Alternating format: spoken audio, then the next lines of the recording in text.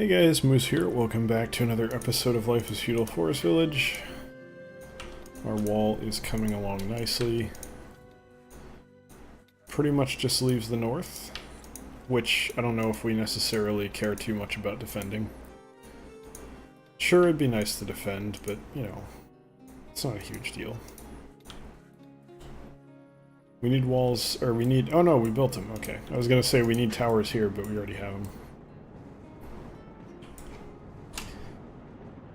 Okay, let's do a little checkup here. Where are we at? What do we got? Am I missing anything? 3 beekeepers, or 6 beekeepers short, which is what I want, because they don't need 12. No miners, no blacksmiths, that's fine. Food is completely staffed across the board. And we're pretty much exactly where we want to be. Yeah, this looks good. And I have 15 people to spare. I'm going to throw 5 of those, not 4 of them because someone just died, 4 of them at building. We got some work to do here. A lot of work to do here, but that's okay. That's going to take some time, and that's not a big deal. Let it take some time.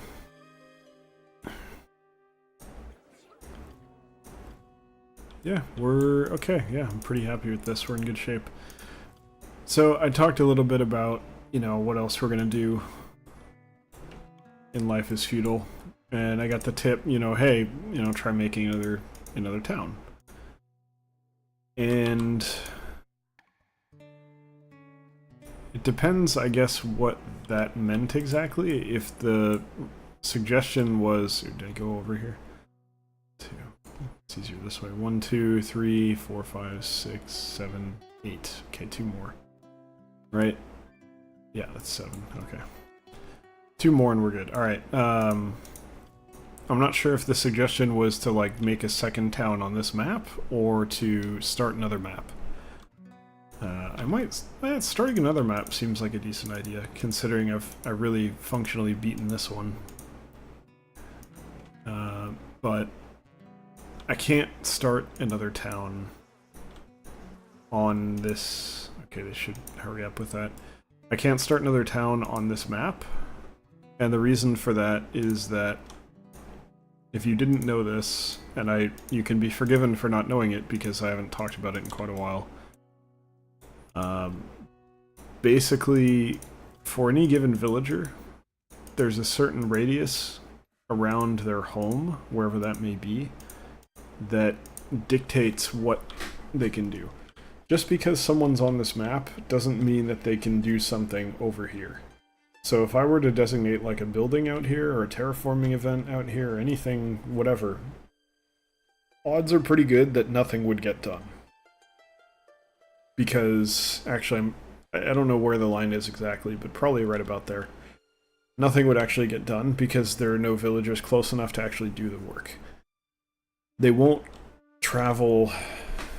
The distance that they will travel to do anything is fairly limited. They don't go that far. So even just to build this town, even to go from here in the old town over to here, I had to kind of do houses, I think, here-ish to kind of like let them get up here as like a temporary measure. So making a second town, the problem is that first off, game is lagging like a motherfucker right now, but first off, something I've complained about recently that's happened, it's been going on for a while now. If you, let's say I'm just adding people to the farms, and I say, well, I'm going to click this button, there's no one working on the farms, I click this button 5 times, you might wind up with 3 people working this farm, and then 2 of them would go to some random farm somewhere you wouldn't know where.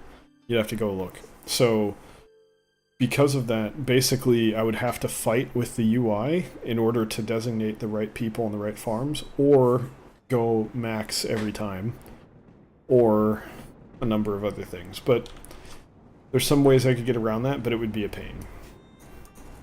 Then on top of that, the other thing is that the second I do that, it makes the UI completely useless, because let's say I have barns down here.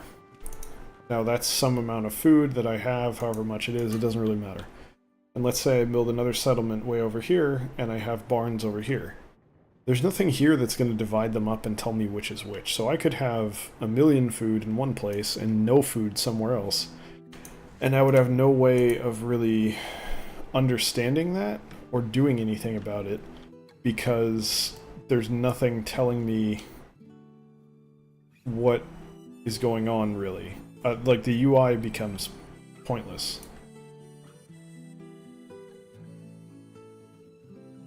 Oh, there. Okay, right. I have a healer. I totally forgot there was a healer site here. I was like, what is this guy doing?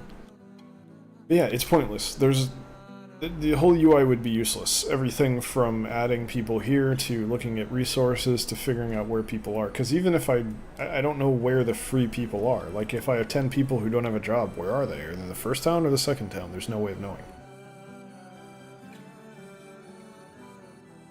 3 people just starved to death. That's going to be their own fault. We've done, we've provided food, as you can see, so that's not our problem. It's the game being kind of dumb. Which we've more or less come to expect at this point. I'm just gonna say we probably don't need anyone farming at the moment. I think we're good.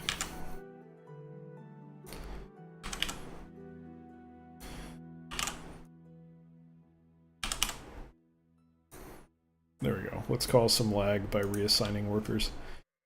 So yeah, bottom line, it wouldn't work. I wish it would. I wish it was more like a SimCity kind of thing. I think, you know what, another game we're playing right now, Frostpunk does a really good job of managing resources because it's not afraid to say, hey, you know what, we're not going to be able to track this perfectly.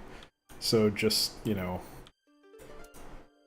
if a guy gathers something, it goes straight to a stockpile, whichever one has room, and if they need a resource, then it goes from the stockpile to the thing. It's not like no one's carrying resources. And I appreciate that people want to simulate that and show like, oh, hey, well, if they're closer to their job, then they're going to do a better job of carrying the resources from place to place, and that's fine, but the problem is if you try to do that when you're not good enough at design and programming, I guess, to make it work, then you just wind up with this where it kind of doesn't function the way that it needs to. So it doesn't really help anyone to half-ass it and get a solution like you have here in Life is Feudal that isn't really accomplishing what you're trying to do with this game, It's better to say, look, you know what, this would be a cool idea. I have maturity as a developer, I think, is understanding, okay, I've got this idea, I really think this would be cool, I want to do it this way. But understanding, hey, I don't have the resources or knowledge and skill or ability or whatever it is to do this. Therefore, I'm not going to do it, and I'm going to find a workaround that makes it work just fine and preserves the gameplay.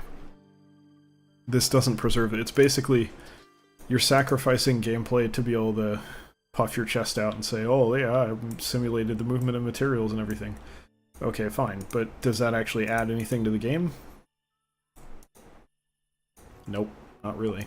So, why do it then? That's the problem. Anyway. Minor pet peeve. Well, not really minor. Major pet peeve. That's why we can't do a second town. Honestly, doing this one was brutal enough. Because this wasn't where we started, we had Old Town down here.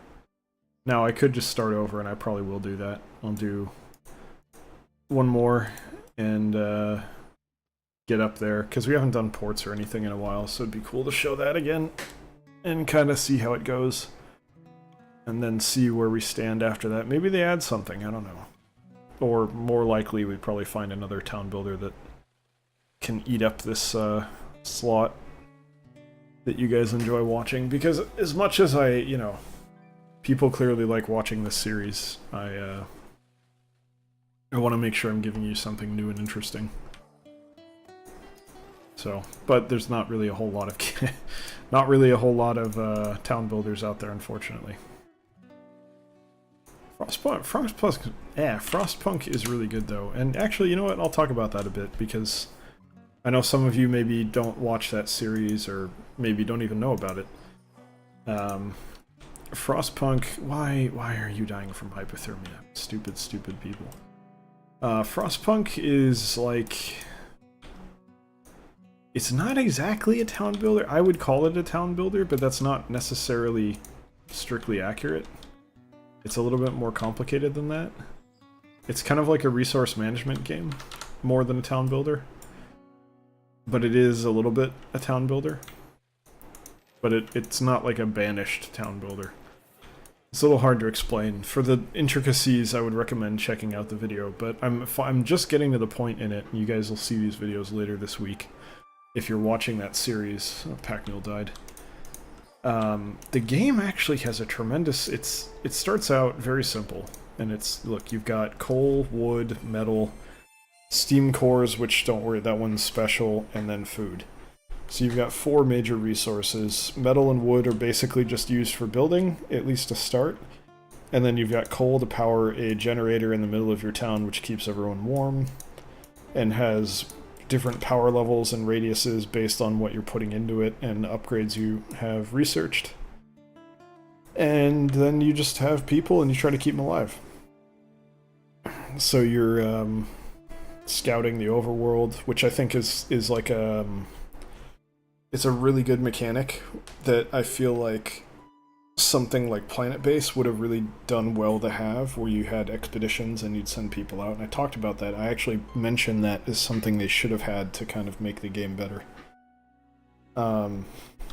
You've got basically radial building. You're not building like this. You're not saying, oh, well, I'll put this farm here and this farm here. You're saying, okay, look, there's a generator in the middle, I have a circular crater that I'm in, and I'm just going to build in a radius around, like, moving outward from the generator. That's the general idea. Everything is basically curved, like a... You're meant to make a circle, basically. God, this thing takes forever. So, the idea is the whole world has been plunged into a brutal winter, never-ending winter, and you have to keep everyone alive. And I think it's really good. It's quite enjoyable. I'm having a lot of fun with it. It's a well-made game. There's a lot of things about it that I can point to and say, look, this is good, this is good, this is good. And honestly, I'm finding... I just kind of got past the first stage of gameplay. I haven't touched on the depth yet, but it looks like there's a crazy amount of depth that's really cool. Like, steam cores are like a curated, finite resource that you only have like a few of at any given time, and you have to pick where you spend them. Like, I think if you want to have an ore mine or a coal mine, one of the two, you need a steam core. If you want to have automaton, which on its own staffs an entire building 24/7. You know, that's a steam core too. You have a factory to make automatons, I think that's a steam core. So like the crazy stuff is it uses a steam core, and then you have upgrades that you kind of go through a big tree, and like one of the things is, well, for food you can have hunters. Hunters is the initial thing that you start out with. And then you've got, you can unlock one of two things. You can unlock an upgrade that makes hunters continue to be as efficient, but you only use 10 people instead of 15. So you basically, like, become... You need only 2/3 as much labor to get the same results. But then on the same tech level, you also can unlock a different kind of hunter, the flying hunters, that kind of go out and fly, and they actually bring back more food. But I think they probably take 15 people. So then you have kind of a weird situation, because at that point you can either, I think it's like 15 people for 30 food or 10 people for 20 food, which, you know, and those are the same, right? That's functionally the same amount of food. So it's a really interesting situation, because you could say, well, I'll use the normal hunters, upgraded so that it only takes 10 people, which means less manpower, but you're also using more space, which may become a commodity later. But they also, per building, bring in less food, so again, it's more space, like I said. Or you could use the flying hunters, which is a little bit more manpower, but then or no, it's the same manpower, with less buildings, so, but it's, I think, more expensive to build those buildings. And there's this crazy, like... I did not expect the technological developments in the game to get to where they seem to be going. There were a few others that were just nuts too that I haven't really looked into yet that seem really cool that I'm looking forward to researching and kind of having fun with. It's a really cool game. It's one of those games that hits the balance really well of like, okay, we're going to put you in, you're going to jump in, it's going to be very simple, very straightforward, everything, you already know all this. You know you need you know you need coal to heat your houses, you know you need food to feed everyone, you know you need wood and metal to build your buildings. That's incredibly simple. Anyone who's played a game before probably gets that. Makes sense, right? But then they start throwing these really crazy curveballs at you later. It's like, oh, well, hey, you know, some of the buildings that you have to build are further away from town, so they're colder because they're not near the generators. So what do you want to do? Do you want to build a portable heater over there? Okay, well, you can do that. It'll take more coal. Do you want to build there's like a steam engine thing that you can put over there? That'll take more coal, but it's got its own radius. It's not just one building that gets heated. Or do you want to say, screw the whole thing entirely and have automaton go work there because the automaton doesn't care if it's cold, and then people never have to go over there because the robot just does all the work. And then it's this crazy, like, they start saying, look, there's a very simple set of limitations being placed on you. Temperature and food, basically. That's it. And you've got some other stuff going on, too, for hope and discontent, and that's fine. But mainly it's food and temperature. If you control those two, the rest will probably take care of itself. So it gives you those, but then it gives you these crazy, unexpected ways to manage those issues. It's really good. It's a really good job of managing simplicity and turning it into it's iterating on a K mechanic and kind of continuing to work it and improve it and make it more interesting. And I think that's a good example of quality development that a lot of people miss out on. And there's also a really good story. There's interesting story. I don't know if it's really good. I still have a major issue with it because the whole story is there's like volcanoes or something in the southern hemisphere that took part in causing the Earth to cool and create this massive endless winter. But your people are from London, and they decided that they should go north to escape the cold, or to go resettle or something, and I'm just kind of like, you sure about that? Like, you guys wanna get warmer and you're going north?